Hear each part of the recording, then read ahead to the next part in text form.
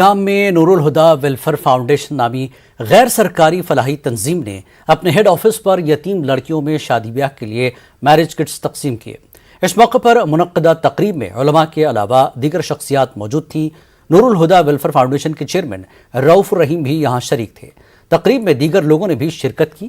علماء نے کہا کہ یتیم اور غریب بالغ لڑکیوں کی شادی کروانا، انہیں ساز و سامان فراہم کرنا وقت کی اہم ضرورت ہے۔ واضح ہے کہ نور الہدا ویلفیئر فاؤنڈیشن یتیم بالغ بچیوں کی امداد کے ذریعے سے ان کی شادی بیاہ کو آسان بنانے کی پہل کر رہا ہے۔ اس موقع پر مختلف شخصیات نے خطاب کرتے ہوئے نور الہدا ویلفیئر فاؤنڈیشن کے کارناموں اور خدمات کی ستائش کی۔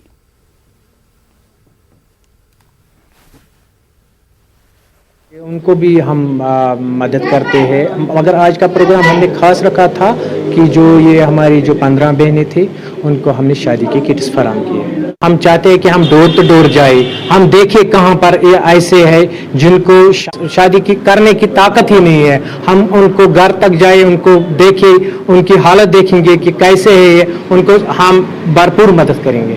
جو ڈیزرونگ یتیم بچیاں ہیں جن کو شادی کے سامان کی ضرورت ہے، ہم ان تک وہ پہنچاتے ہیں۔ نام سے ہماری ویب سائٹ بھی چل رہی ہے نور الہدا ویلفیئر فاؤنڈیشن کے نام سے، تو ہم نے فون نمبر بھی وہ ہم سے کانٹیکٹ کرے، ان کا مسائل جو ہے وہ ہمیں بتائے، ہم ان کا ازالہ کریں گے انشاءاللہ۔ ضلع رامبن سے تعلق رکھنے والے بھارگو گپتا نے گرمائی زون جموں کے 12ویں جماعت میں اول پوزیشن حاصل کی ہے۔ انہوں نے 99.6% نمبر حاصل کر کے والدین اور خاص طور سے ضلع رامبن کا نام روشن کیا۔ والدین ان کی کامیابی کو لے کر کافی خوش نظر آئے۔ وہیں نتائج آنے کے بعد ان کے گھر میں رشتہ داروں کی جانب سے مبارکباد دینے کا سلسلہ جاری ہے۔ وہیں ضلع ترقیاتی کونسلر رامبن رینوکا کٹوچ بھی بھارگو گپتا کے گھر پہنچ کر انہیں مبارکباد دی اور کہا کہ محنت کبھی بھی رائگاں نہیں جاتی۔ سارا کچھ بند تھا تو بہت زیادہ پرابلم ہوئی، بٹ پھر کہیں نہ کہیں آن لائن پہ ایک مومنٹم بن گیا تو وہاں پر ہی ہم شفٹ ہو گئے، اور پیرنٹس کا پورا سپورٹ رہا۔ انہوں نے پورا سپورٹ کیا کہ کوئی بھی آن لائن میں کوئی بھی کورس لینا یا کچھ بھی اگر تیرے کو نہیں سمجھ آ رہی تو جو بھی کر سکتا ہے، جو بھی ہمارا پاسبل ہے وہ کر سکتے ہو۔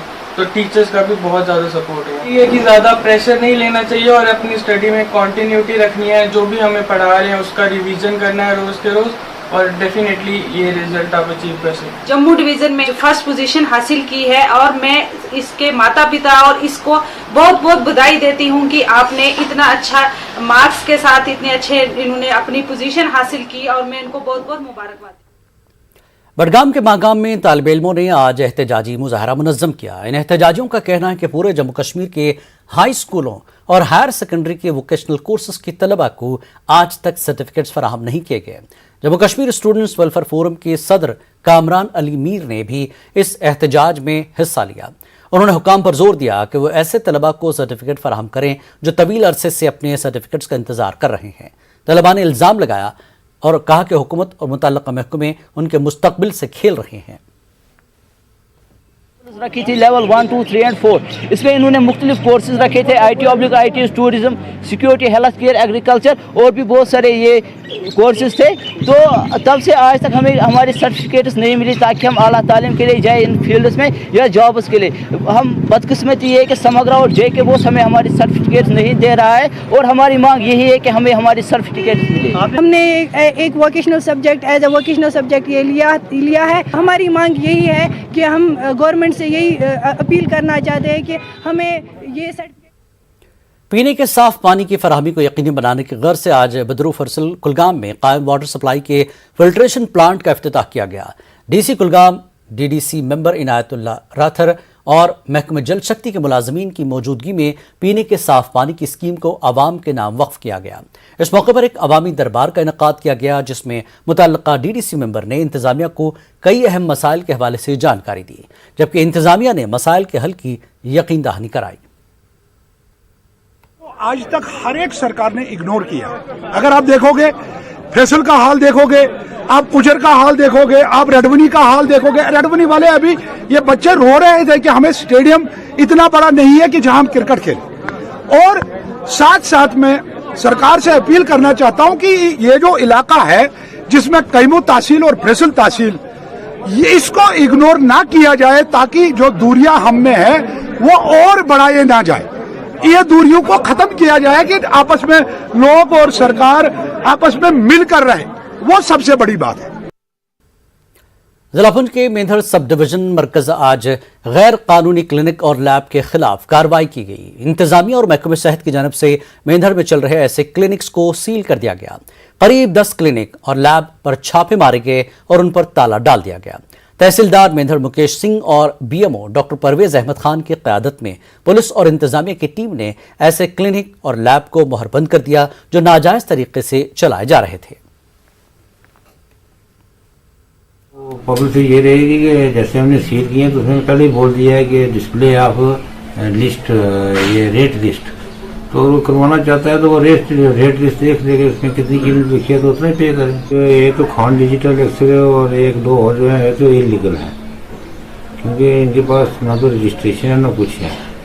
तो कुछ वो पहले चल रही हैं, उनकी कुछ का रिन्यूअल खत्म हो गया है, कोई कुछ साल से रिन्यू नहीं करवाया है, किसी का बायोमेडिकल वेस्टेज नहीं है, कुछ जो है लाइसेंस किसी का है चला हो ही रहा है, तो कुछ ऐसे हैं जो इस वजह से सील हुई। हाँ, लद्दाख पहाड़ी काउंसिल के चीफ एग्जीक्यूटिव फेरोज अहमद खान कहते हैं कि यूटी बन जाने के बाद लद्दाख की तरक्याती कामों में फंडिंग का मसला नहीं रहा और करगिल के लोगों के कई देरीना मुतालबात पूरे हुए हैं। साथ ही उन्होंने ये भी कहा कि दिल्ली में करगिल हाउस का क़याम एक ख्वाब रहा और फंडिंग की कमी और दीगर मसाइल की वजह से अब तक दिल्ली में करगिल हाउस नहीं बन सका था, लेकिन अब तमाम तैयारियां मुकम्मल कर ली गई हैं।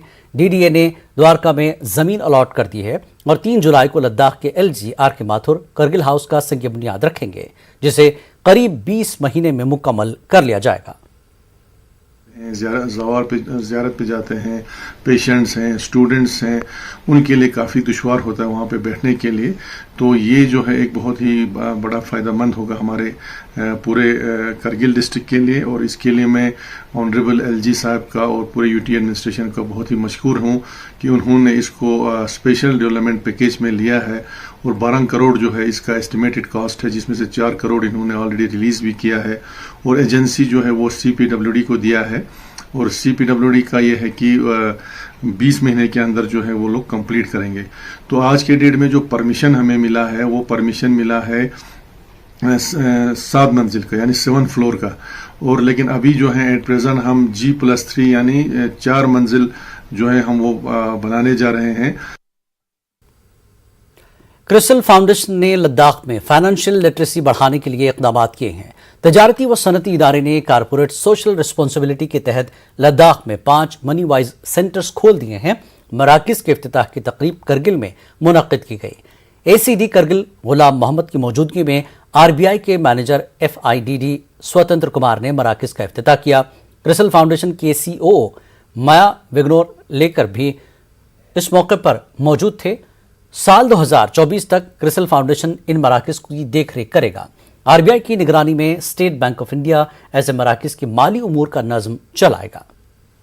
में 5 सेंटर्स खुले हैं, बाकी अन्य राज्यों में क्रिसल फाउंडेशन ने कुल मिला के 429 सेंटर्स खुले हैं और बाकी क्रिसल फाउंडेशन की तरह ही और 9 NGOs इस प्रोजेक्ट में शामिल हैं। उन सभी ने मिलकर इस प्रोजेक्ट के तहत लगभग 1112 सेंटर्स आज की तारीख में शुरू हुए। तो इन सेंटर्स के थ्रू हम लोगों तक पहुंचेंगे, उनको अकाउंट के बारे में, वेरियस फाइनेंशियल स्कीम्स के बारे में, गवर्नमेंट सिक्योरिटी स्कीम्स के बारे में जानकारी देंगे, उनके लिंकेजेस को फैसिलिटेट करेंगे और उसके साथ साथ हम उनको redressal mechanism, grievance redressal mechanism के सिस्टम को भी वाकिफ कराएंगे।